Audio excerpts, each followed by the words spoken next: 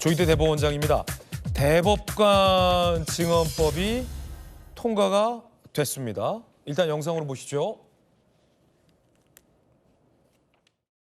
아주 많은 사건이 대법원에서 보지도 않고 심리불속행으로 기각된다고 합니다. 제대로 재판받을 권리를 행사할 수 있도록 하기 위함은 대법관 수를 늘리는 것이다.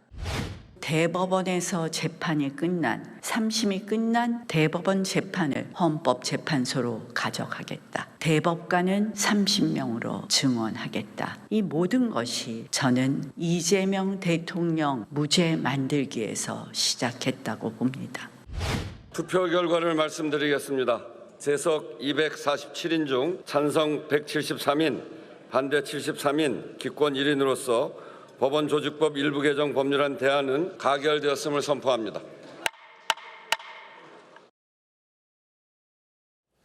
여야 합의 없이 여당 일방적으로 통과시킨 대법원 증언법, 대법원도 반대하고 있는 법안이고 야당도 반대하고 있습니다. 여당의 논리는 이 대법원의 판사 수가 부족해서 일반 국민들의 이 3심 재판이 지연돼서 국민들 고통을 덜어주기 위해서 판사 수를 늘리자라는 겁니다. 반면 야당이 반대하는 것은 결국 이재명 대통령이 무려 22명을 임명하게 해서 이 대통령 무죄 만들기를 하려는 것이다 라고 야당은 비판하고 있습니다. 대법관 증언법 통과가 됐어요. 여당이 통과시켰죠. 법 왜곡죄, 재판 소원죄에 이어 사법개혁 3법이 모두 통과가 된 겁니다. 대통령이 22명의 대법관을 이렇게 되면 임명하게 됩니다. 대법원에 반대가 있었어요. 조희대 대법원장도 반대했었고 전국 법원장 회의도 열렸었고요. 그때 당시 충분한 공론화와 수기 없다, 심각한 유감이다 라고 사실상 반대를 표명했죠. 대법원에서. 박영재 대법관, 법원 행정처장이죠. 42일 만에 사의를 표명하기도 했습니다. 자, 이 자리에 판사 출신 전주혜 의원님 계신데요. 어떻게 보십니까? 판사 출신으로서. 저는 아까 이제 그 자막 중에 사법개혁 3법이라고 이렇게 명칭이 되고 있는데 사법개혁이 아니죠. 사법파괴 3법입니다. 예. 왜냐하면 저는 법 왜곡죄는 양심적인 헌법재판관들이 소신 있는 판결을 결정을 한다고 하면 이것은 100% 저는 위헌 결정이 나야 되는 것이라고 생각합니다. 어떻게 관심법으로 이 사람이 의도적으로 왜곡을 했는지 안 했는지를 어떻게 그걸 판단할 수 있겠습니까? 결국은 그 이재명 대통령의 결국은 대법원 공직선거법 파기 환송에 대한 괘씸죄로 판검사를 결국은 이렇게 법 왜곡죄로 굉장히 겁박을 하겠다는 좀 그런 의도로 좀 보이는 것이고요. 네. 대법관 증언법은요? 그리고 이제 대법관 증언법은 이런 거예요. 이게 지금 사실 뭐 이재명 대통령이 이제 대통령이기도 하고 또 행정부도 당에 장악을 했고 이번 이제 지자체 선거가 끝나면 아마 상당수의 지자체도 민주당이 승리를 하지 않겠습니까? 그렇게 되면은 모든 것을 다 민주당이 장악을 하고 있는데 사법부만 내 손아귀에 안 들어오는 거죠. 그리고 조희대 대법원장이 그렇게 호락호락한 분이 아니고 누구를 소신 있게 하시는 분이기 때문에 이렇기 때문에 지금 대법원장이 내 마음대로 안 움직여 주니까 이게 또 기분이 안 좋은 거 아니겠습니까? 이제 그래서 결국 이제 법원 장악법이죠. 법원을 장악하기 위해서 지금 민주당이 보기에는 지금 그 대법관의 그 대다수가 이재명 대통령이 아니라 전임 정부에서 임명된 분이기 때문에 결국 이제 사법부의 주류를 바꾸겠다. 그리고 사법부를 내 마음대로 장악을 하겠다. 이제 이러한 이제 빌드업이 결국은 대법관을 증언을 해서 그냥 그 숫자를 또 늘리면 희소성도 없어지기 때문에 대법원의 권위가 굉장히 줄어들어요. 그리고 많이 얘기하죠. 이게 14명에서 이제 26명이 되면 이재명 대통령 재임 시절에 26명 중에서 22명을 임명을 하게 되는 것이고 그리고 대법관만 늘어납니까? 그 연구원도 이제 재판 연구원도 늘어나야 되는 거예요. 그래서 100명 정도의 이제 재판 연구관이 이제 증원이 돼야 되면 법원 전체에 이제 이러한 그 인력도 더 늘어나야 되는 것도 있지만 오히려 이제 이런 것이 사건이 오히려 더 지연이 되는 것이고 전원합의체가 제대로 구성이 될 수가 없기 때문에 오히려 중요한 사건에 있어서는 더 결정이 더 늦어질 수 있다 이러한 우려의 목소리가 나오고 있습니다. 그래서 이것은 대법관을 증원하겠다는 결국은 사법부를 장악하겠다. 사법부를 결국은 정청래 대표가 얘기하잖아요. 오히려 이 선출된 권력이 사법부 위에 군림한다.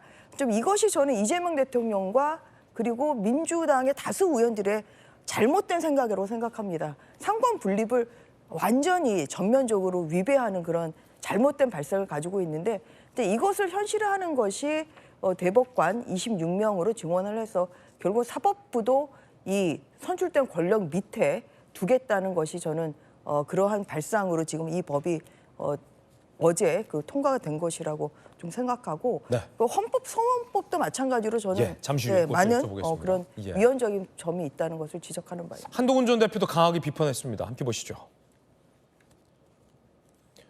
대법관 우겨넣 기법이다. 국회 통과됐다. 세계사 유례 찾기 힘든 법치 파괴 행위다. 재판 헌법 소원은 4심제도 아닌 7심제다. 국민들 소송 지옥에 빠지게 만들어 법 왜곡죄는 알아서 기업법이다. 강하게 지금 비판을 했습니다. 여선홍 부대표님 어떻게 보십니까? 일단은 재판 소원제 같은 경우에는 헌재 쪽에서는 좀 찬성하는 걸로 알고 그렇죠. 있어요. 그래서 이제 사법부 내에서 법조계 내에서도 약간 의견이 갈리고 있고 민주당이 안에 찬성하는 분들도 있다. 그리고 대법관 증언법 같은 경우에는 이것도 이재명 정부 들어서 갑자기 논의된 게 아니라 오랫동안 사법부 그리고 대법원의 기능이 약간은 인력이 부족해서 그 재판이 약간 지연되고 있다. 이런 목소리는 예전부터 있었고 그것이 이재명 정부에 와서 사법개혁 같이 이제 추진되면서 이거는 대법관을 증언을 해야 된다. 이렇게 되면서 이제 통과가 된 것이고요. 법 왜곡죄 같은 경우에도 이거는 약간 좀 이렇게 설명할 수 있을 것 같습니다. 그러니까 일반 공무원 같은 경우에는 본인들의 권한을 남용하면 직권남용죄로 이렇게 처벌이 되는데 판검사들은 그러니까 본인들의 권한이 뭐 수사나 아니면은 뭐 재판이라고 할 수 있는데 그것들을 의도적으로 고의적으로 뭔가 왜곡했을 때 그때 이제 처벌하는 법은 없기 때문에 그 처벌하는 법을 이번에 민주당에서 마련했다 이렇게 간단하게 설명드릴 수 있을 것 같습니다. 오세훈 시장도 입장을 냈는데요. 오세훈 시장 입장 한번 보시죠. 이렇게 입장을 냈습니다. 판결문을 민주당이 쓰겠다는 것이다. 초헌법적인 조치다. 절대 군주가 된다. 뭐 입법 쿠데타 이렇게 비판한 박승민 측 어떻게 보십니까? 글쎄요, 근데 여기에 대해서 좀 사법개혁 3법의 필요성이 하나하나가 다 존재하는 상황이잖아요. 뭐 예를 들면 그 재판 소원 같은 경우에도 이 재판 과정에서 국민들이 기본권을 침해당했을 때 사법의 과정에서는 구제받을 수 있는 절차가 없다라는 그 제도의 공백이 지적되어 왔던 상황이기 때문에 도입된 법안이고 이 외에도 법 왜곡죄 같은 경우는 이 뭐 여러 가지 이제 구성 요건들을 좀 명확하게 이번에 하면서 수정안으로 통과를 시켰는데 결국 이 뭐 사실 자체가 뭐 거짓인 걸 알면서도 사실이 아닌 것을 알면서도 그것을 반영하지 않았거나 아니면 저 그 증거가 뭐 사실은 조작된 것을 알면서도 그 증거에 대해서 명확하게 살펴보지 않았다던가 그러니까 이런 식으로 구성 요건이 정확하게 적용되지 않은 지점에 대해서 지적하는 그 부분에 대해서 바로잡고자 하는 그런 의도들이 법안에 하나하나 다 있는 거거든요. 근데 이것을 두고 사실상 뭐 사법 파괴다 혹은 입법 쿠데타다 오로지 이재명 대통령만을 위한 것이다 이렇게 보는 것은 이 법안 전체가 국민들 전체에 적용될 수 있는 법안이라는 것도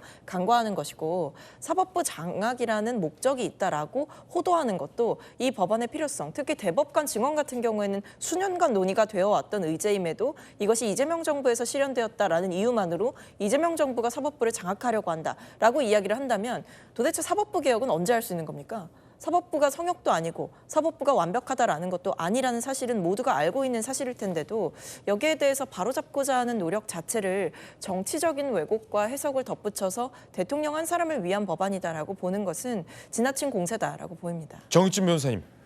대법관이 14명에서 26명으로 늘어난단 말이에요. 이거는 뭐냐면 대법관이 2배가 된다는 이야기입니다. 왜냐하면 대법관 14명 중에서 대법원장하고 법원행정처장 재판 안 하니까 재판 12명이 한단 말이에요. 그러면 26명에서 2명 빼면 24명 아니겠습니까? 딱 2배가 늘어나는 거고 이렇게 2배가 늘어나면 대법원에서 법원에서는 쌍수 들고 환영해야 되는 거 아니겠습니까? 왜냐하면 대법관 장관급이에요.